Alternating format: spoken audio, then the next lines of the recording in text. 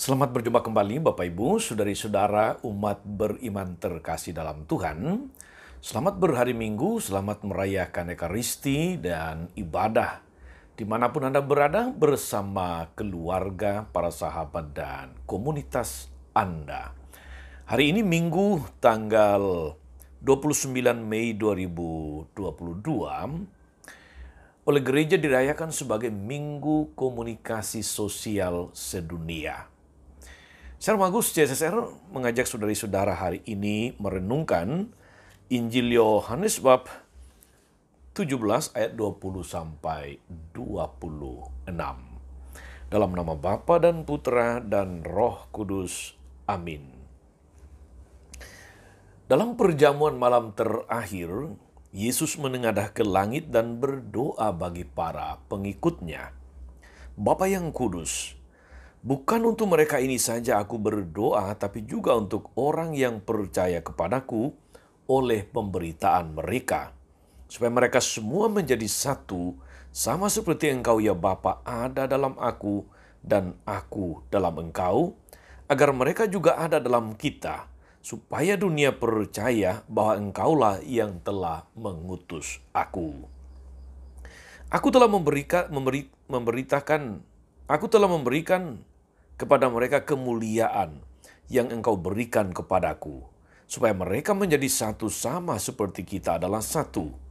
Aku dalam mereka dan Engkau di dalam aku, supaya mereka sempurna menjadi satu, agar dunia tahu bahwa Engkaulah yang telah mengutus aku, dan bahwa Engkau mengasihi mereka sama seperti Engkau mengasihi aku.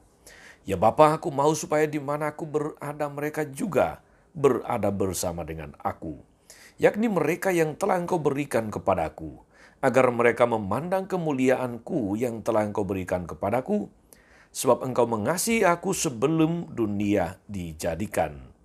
Ya Bapa yang adil, memang dunia tidak mengenal Engkau, tapi aku mengenal Engkau. Dan mereka ini tahu bahwa Engkaulah yang telah mengutus aku. Dan aku telah memberitahukan namamu kepada mereka, dan aku akan memberitahukannya supaya kasih yang Engkau berikan kepadaku ada dalam mereka, dan aku di dalam mereka. Demikianlah sabda Tuhan. Bapak Ibu, saudari-saudara umat beriman yang terkasih dalam Tuhan. Bintang film yang terkenal atau atlet yang berprestasi atau pesohor siapapun yang baik tentu saja biasanya atau seringkali dijadikan sebagai duta. Apakah itu duta persahabatan? Apakah itu duta perdamaian? Apakah itu duta pariwisata? Apakah itu duta anti narkoba? Apakah itu duta lingkungan hidup, duta mangrove, dan lain-lain sebagainya? Memang saudari-saudara, damai, persatuan, persahabatan, persaudaraan, itu adalah kerinduan hati setiap orang. Orang ingin hidup damai. Orang ingin hidup tenang, ingin hidup bersaudara satu sama lain, tanpa saling curiga, bersatu tanpa sekat-sekat, tanpa kotak-kotak pemisah.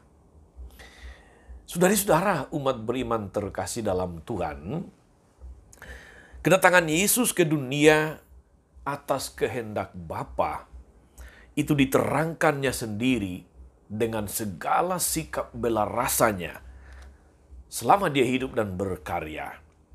Mereka yang berdosa, mereka yang dikucilkan dari masyarakat, dirangkulnya kembali. Mereka yang sakit dan dijauhkan dari pergaulan, dijamahnya sehingga mereka kemudian pulih, bisa hidup normal, dan bisa hidup lagi dalam kebersamaan dengan banyak orang. Mereka yang mendapatkan beban-beban berat oleh karena kuk atau beban yang diletakkan oleh para pemimpin agama dan tua-tua bangsa Yahudi pada waktu itu, diberinya kelepasan dengan memperbarui praktek hukum Taurat. Semua itu dilakukan Yesus, saudari-saudara, untuk menciptakan kembali harmoni yang hilang dalam hidup manusia, baik dalam hubungan dengan Tuhan maupun dalam hubungan satu sama yang lain. Boleh saya katakan, saudari-saudara, Yesus memulihkan surga yang hilang. Saudari-saudara, umat beriman terkasih dalam Tuhan, bahkan menjelang perpisahannya dengan para murid, Yesus tetap mendoakan mereka, sebagaimana kita dengar dalam Injil tadi, supaya mereka semua menjadi satu. Ut omnes unum sint. Menjadi satu bukan saja asal tinggal bersama, melainkan bersatu begitu erat, sama seperti engkau ya Bapa dalam aku dan aku dalam engkau. Begitu kata Yesus tadi. Persatuan semacam ini, saudari-saudara, memang sungguh sukar untuk digambarkan. Lebih sukar lagi untuk dipraktekkan. Namun bersatu dalam arti sungguh menjadi persatuan, itulah tujuan yang diharapkan Yesus, yang diharapkan Tuhan dari kita semua. Saudari-saudaraku, umat beriman terkasih dalam Tuhan, pada awal tadi saya katakan bahwa hari Minggu ini, Minggu Paskah ke-7, oleh gereja dirayakan sebagai Minggu Komunikasi Sosial Sedunia. Dalam rangka Minggu Komunikasi Sosial Sedunia yang ke-56, Paus Fransiskus mengajak kita, saudari-saudara, untuk merenungkan tema dari pesannya menyambut Komsos Sedunia. Mendengarkan dengan telinga hati. Ini temanya. Rupanya Paus sadar betul, saudara-saudara, bahwa tidak mungkin kita bersatu kalau tidak saling mendengarkan.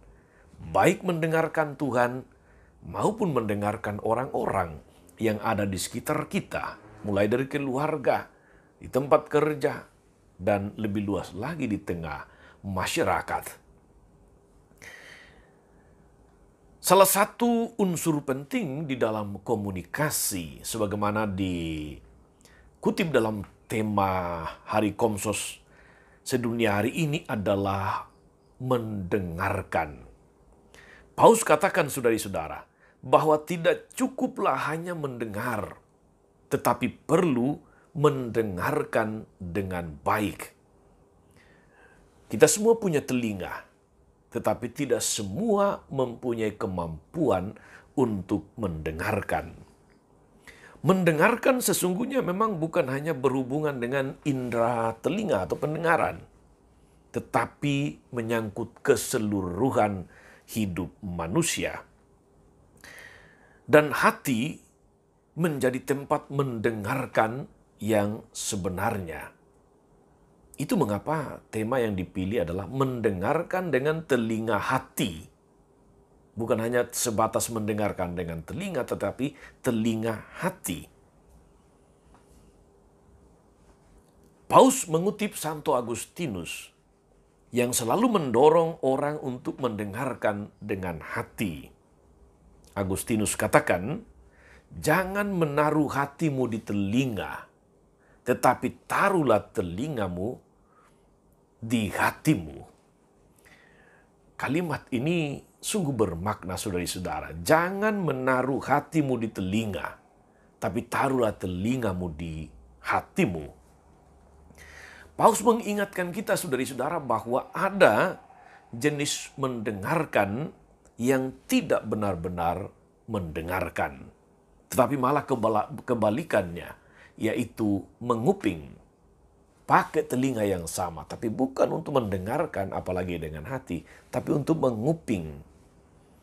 Menguping itu ibarat, kalau ini istilah saya sendiri, menguping itu ibarat memata-matai dengan telinga. Dalam kenyataan, saudara-saudara, memang menguping menjadi godaan yang selalu ada dan tampaknya menjadi lebih akut pada era media sosial hari ini, atau hari-hari ini, dewasa ini. Kalau kemudian ada istilah hoax, berita sampah, ada istilah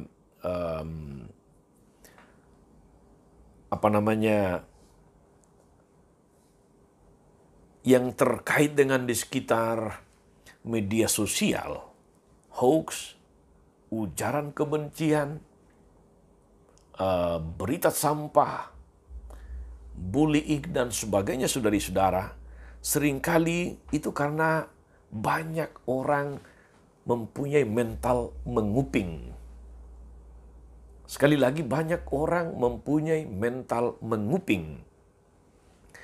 Sangat disayangkan bahwa memang di antara kita, saudari-saudara, seringkali bukannya saling mendengarkan, tapi saling membicarakan satu sama lain. Itu yang terjadi di banyak media sosial. Orang saling membicarakan. Entah itu judulnya adalah fitnah, bullying, ujaran kebencian, merendahkan martabat, menyampaikan, katakanlah itu penistaan pribadi manusia. Itulah yang dimaksudkan dengan kita bukannya saling mendengarkan, tetapi saling membicarakan satu sama lain. Saudari-saudara, Paulus juga mengingatkan bahwa dalam gereja juga ada kebutuhan untuk mendengarkan, untuk saling mendengarkan satu sama lain. Paulus mengatakan bahwa tugas paling penting di dalam kegiatan pastoral adalah kerasulan telinga, kerasulan mendengarkan. Mendengarkan sebelum berbicara, seperti nasihat Rasul Yakobus ketika dia mengatakan, biarlah setiap orang cepat mendengar dan lambat berbicara. Memberi sedikit waktu kita untuk mendengarkan orang lain, itu adalah tindakan pertama dari amal kasih. Demikian kata Paus Fransiskus. Saudari-saudara, kita baru saja menjalani sinode para uskup sedunia. Sinode yang kita jalankan sejak akhir tahun 2021 sampai bulan Juni ini, saudari-saudara, mengambil tema dipanggil untuk berjalan bersama, persekutuan, partisipasi, dan misi. Sinode hendaknya menjadi kesempatan besar untuk saling mendengarkan. Maka Paus mengharapkan bahwa dalam sinode kali ini kita tidak hanya mendengarkan para imam, biarawan, biarawati, tapi juga mendengarkan umat. Karena itulah sinode dimulai dari bawah, dari umat. Mendengarkan orang-orang lain di luar gereja Katolik. Mendengarkan banyak suara dari antara komunitas umat beriman, kelompok-kelompok kategorial. Apa yang mereka rindukan tentang gereja, atau apa yang mereka maknai, pahami tentang gereja pada masa kini. Maka Paus mengatakan sinode hendaknya menjadi kesempatan besar untuk saling mendengarkan. Persekutuan sebenarnya bukan hasil dari satu strategi atau program, tetapi dibangun di dalam sikap saling mendengarkan. Sama seperti sebuah paduan suara, Paus mengibaratkan begitu. Kesatuan tidak menuntut keseragaman. tetapi keragaman. Sekali lagi saudari-saudara, kesatuan ibarat paduan suara tidak menuntut keseragaman, tetapi keragaman. Sebuah paduan suara yang baik terdiri dari banyak suara, sopran, tenor, alto, bass. Tidak sama, tidak seragam, tetapi keragaman yang menghasilkan simfoni, suara yang harmoni, yang indah untuk didengarkan. Pada saat yang sama, saudara-saudara, setiap suara dalam paduan suara bernyanyi sambil mendengarkan suara-suara lain dalam hubungannya dengan harmoni keseluruhan. Begitu kata Paus. Saudari-saudara, umat beriman terkasih dalam Tuhan, sungguh indah apa yang digambarkan Paus dalam pesannya dalam konteks Hari Komunikasi Sosial Sedunia tentang pentingnya saling mendengarkan dengan hati. Kita sadar, Bapak Ibu saudari-saudara, bahwa banyak relasi menjadi rusak. Banyak rumah tangga menjadi hancur. Banyak persahabatan yang menjadi kacau karena kurang saling mendengarkan satu sama lain. Saling mendengarkan membuat kita bisa saling memahami dan saling mengerti. Bunda Teresa dari Kalkuta memberi gambaran yang sangat bagus ketika dia mengatakan, mengapa dua orang yang bertengkar mereka harus berteriak keras padahal mereka berdekatan? Itu karena hati mereka sangat jauh satu sama yang lain. Tetapi ketika mereka saling mencintai, mereka bahkan tidak membutuhkan kata-kata. Saudara-saudara, gambaran Bunda Teresa ini menurut saya sangat indah, sangat bagus. Mengapa dua orang yang bertengkar satu sama lain, meskipun mereka berhadapan, tetapi mereka harus berteriak keras? Itu karena hati mereka itu berjauhan satu sama lain. Tapi ketika mereka saling mencintai, meskipun mereka jauh, mereka bahkan tidak perlu berkata-kata. Saudari-saudara, umat beriman terkasih dalam Tuhan, Yesus mendoakan persatuan di antara para muridnya. Dia menghendaki kita semua bersatu satu sama yang lain. Bukan hanya dulu pada masa para murid, demikian juga sekarang dia menghendaki persatuan di antara para pengikutnya. Untuk bisa bersatu, saudari-saudara, memang salah satu keutamaan yang perlu kita bangun adalah keutamaan saling mendengarkan. Kita perlu bersatu, kita mengikuti teladan Yesus. Dia yang mengutamakan cinta kasih di dalam relasinya. Yesus percaya kepada para muridnya. Dia mendengarkan mereka. Dia menerima mereka dengan segala kelebihan dan kekurangan mereka. Dia meneguhkan perjuangan mereka. Yesus menghargai orang-orang yang dia layani. Dia selalu mendengarkan, dia selalu mentransfer energi positif bagi para pengikutnya, supaya tidak terjadi permusuhan, supaya tidak terjadi kekacauan, supaya tidak terjadi perselisihan. Dia memperlakukan mereka sebagai sahabat. Maka mari saudara-saudari kita mohon penyertaan bimbingan Roh Kudus agar memampukan kita semua juga saling mendengarkan, saling memahami, saling mengasihi, sehingga nyatalah persatuan di antara kita dan doa Yesus menjadi sebuah kenyataan yang indah. Tuhan Yesus memberkati. Maria Bunda selalu menolong, setia mendoakan kita semua. Amin. Tuhan Yesus Kristus, kami bersyukur atas kasih-Mu yang tidak pernah putus kepada kami. Bahkan ketika Engkau akan berpisah dengan kami, Engkau mendoakan agar kami senantiasa bersatu sama lain, bersatu satu sama lain, sebagaimana Engkau satu dengan Bapa. Anugerahkanlah kami kemampuan untuk saling mendengarkan.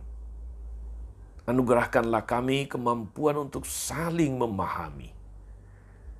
Sehingga dengan saling mendengarkan, saling memahami, saling mengerti, di antara kami terciptalah persatuan yang Engkau kehendaki. Di antara kami nyatalah bahwa hidup di dalam Engkau, hidup dalam persekutuan denganmu menjadi sesuatu yang indah dan meneguhkan setiap orang, sehingga namamu semakin dipermuliakan sepanjang segala masa. Amin. Saudari-saudara sekalian, berkat Allah turun atas saudari-saudara, atas mereka yang kita doakan atau kita janjikan doa, mereka yang sakit dan menderita. Segala rencana, karya, dan pelayanan hari ini, Bapa dan Putra dan Roh Kudus. Amin. Jangan lupa like, subscribe, nyalakan lonceng notifikasinya. Salam 52, Tuhan memberkati.